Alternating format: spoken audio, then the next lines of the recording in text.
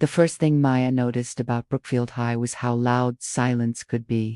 The halls buzzed with lockers slamming and laughter bouncing off tiled walls, yet every stare felt deliberate, as if the building itself was measuring her. She adjusted the straps of her backpack and kept walking, reminding herself that new beginnings were supposed to feel uncomfortable. Outside, autumn leaves scattered across the courtyard, and students clustered in familiar groups, confident and careless. Maya was neither. Shoes new, she was black, and she was alone. She found her locker near the science wing and focused on the combination, breathing steadily. That was when the voices drifted over, sharp and amused. A group stood a few lockers away, for students who looked like they owned the space without trying. One girl with blonde hair pointed openly, whispering something that made the others laugh. Maya felt it before she understood it, that tightening in her chest that came from being seen as a target.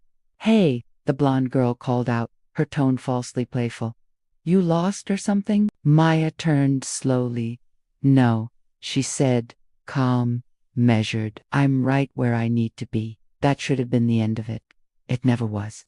The girl smirked and stepped closer, joined by two boys and another girl who crossed her arms, watching with interest. The blonde's finger lifted, pointing straight at Maya's chest. "People like you don't usually last long here," she said.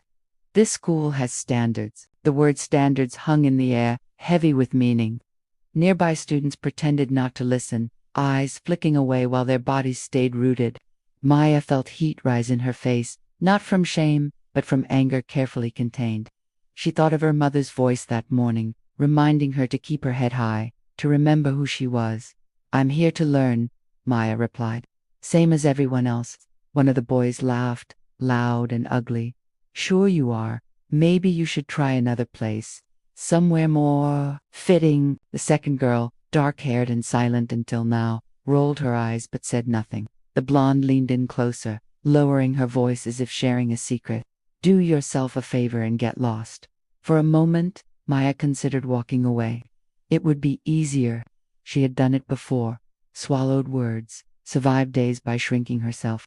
But something about the way they smiled, certain of their power, made her strident instead. "I'm not going anywhere," she said. Her voice did not shake. The blonde's smile faltered, then hardened. "You think you're brave?" she asked.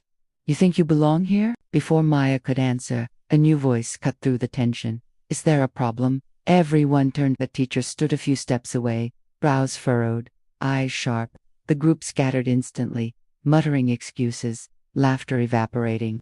The blonde shot Maya a final glare before retreating with the others. The teacher looked at Maya. "Are you all right?" Maya nodded. "Yes, thank you." The rest of the day passed in fragments, classrooms, introductions, names she would forget by tomorrow. Whispers followed her like shadows, and she felt the weight of being talked about without hearing the words. At lunch, she sat alone, picking at her food while watching groups form and reform with effortless ease. That afternoon, as she walked toward the buses, she saw the same group again in the courtyard. This time, the blonde didn't hide her hostility. She stood with her friends, pointing, laughing openly. One of them mimicked Maya's walk. Another snapped a photo. Maya stopped, her hands clenched, nails biting into her palms. Students slowed, sensing drama. The blonde stepped forward again, emboldened by the audience. "I told you to get lost," she said loudly. "Guess you're too stubborn to listen." Something shifted inside Maya. Fear gave way to clarity.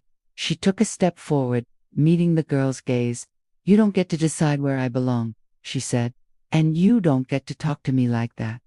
A murmur rippled through the crowd. The blonde scoffed. "Oh, or nothing," Maya answered. "Because I don't need your permission." For a second, no one spoke. The blonde searched for a comeback, but found none that landed. The silence stretched, uncomfortable and revealing. Then someone clapped.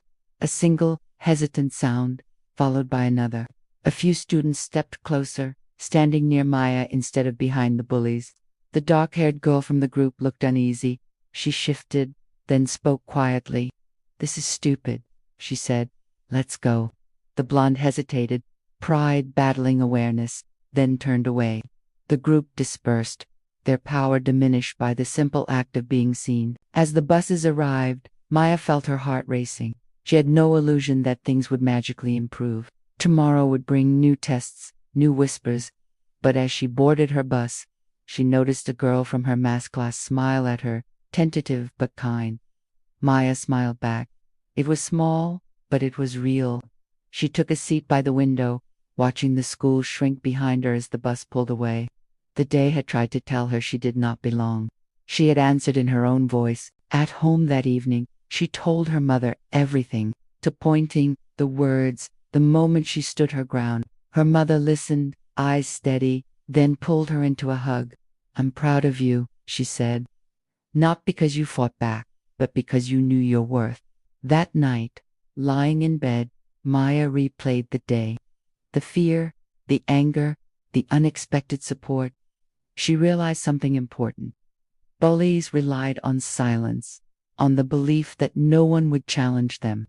Today, that belief cracked. The next morning, Maya walked into Brookfield High with the same backpack and the same name, but something inside her was different. She was still new. She was still watched, but she was no longer alone. Not really.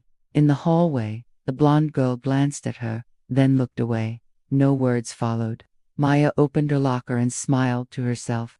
This was only the beginning, and she was ready to claim every step of it. The week unfolded slowly, each day layering new moments onto the last.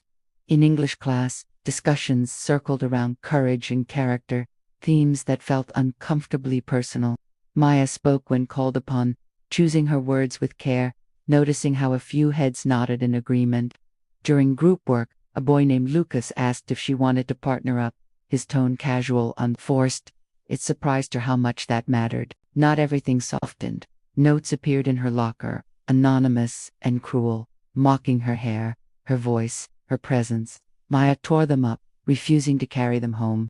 She learned the geography of the school, which corners felt safe, which stairwells to avoid. She learned who watched silently and who was willing to stand beside her. Strength, she realized, was not loud all the time. Sometimes it was persistence. One afternoon, she found the dark-haired girl from the group sitting alone on the steps outside. The girl looked up, startled, then looked down again. "I'm sorry," she said quickly, the words tumbling out. "I should have said something before." Maya considered her. Apologies were complicated things. "Thank you," she said finally. "That matters." They sat in silence, the air cool and honest. When the girl stood to leave, she hesitated. "For what it's worth," she added, "you're not what they said you were." Maya watched her go, feeling lighter. The blonde never apologized. You didn't have to. Her power had faded, replaced by something closer to caution. Teachers watched more closely. Students whispered less freely. The courtyard felt different, less like a stage, more like a shared space. On Friday, an announcement echoed through the halls about a new student forum, a place to discuss issues and ideas. Maya almost ignored it. Then she remembered the clapping, the faces that had shifted toward her. She signed up. The meeting was small but earnest. The stories surfaced, overlapping experiences of exclusion, of being labeled before being known. When it was Maya's turn, her voice carried. She spoke of arrival, of being pointed at, of choosing to stay. The room listened. Afterward, a teacher thanked her. A classmate asked for her number. Possibilities stretched out, fragile but present. That evening, Maya walked home instead of taking the bus, letting the cool air steady her thoughts. Brookfield High was still flawed. So was she. But flaws did not negate belonging. They shaped it. She looked up at the sky, clouds drifting without permission, and smiled. Tomorrow would come, and she would meet it exactly as she was. Over the following month, small rituals formed. Maya arrived early, greeting the custodian who nodded kindly each morning. She joined the library club, drawn by quiet corners and the smell of books. On the basketball court after school, she learned to laugh again, missing shots, cheering others. Confidence returned in pieces, stitched together by routine. There were setbacks. A rumor fled and died. A comment slipped through, sharp and unnecessary. Maya learned to respond without surrendering herself. Sometimes she spoke. Sometimes she walked away. Each choice felt deliberate, owned. One day, the blonde girl confronted her near the parking lot, alone this time. Her voice lacked its former edge. "I didn't think you'd stay," she admitted. Maya met her eyes. "I didn't come here to disappear." The girl nodded once and left. It wasn't reconciliation. It was acknowledgement, and it was enough. At the student forum's second meeting, Maya proposed a mentorship program for new students. The idea gained traction. By semester's end, she was paired with a nervous freshman who'd reminded her of herself. She shared lockers and shortcuts, warnings and encouragements. Watching the girl relax felt like closing a circle. When winter arrived, the courtyard changed again, frost edging the benches. Maya stood there one morning, breath clouding, and realized Brookfield High no longer felt like a test she might fail. It felt like a place she was shaping, quietly, steadily. Belonging, she understood, was not granted. It was built on the last day before break. The principal read names of students recognized for leadership. Maya listened, half distracted, until she heard her own. Applause filled the room, warm and surprising. She stood, heart pounding, and waved awkwardly. Later, she found a note in her locker, written neatly. It said, "Thank you for staying." She folded it carefully and slipped it into her pocket. As she walked out into the cold afternoon, backpack heavy with books and months of experience, Maya felt grounded. The journey had not erased pain, but it had transformed it. She had learned that standing up did not always mean standing alone, and that courage could invite courage in others.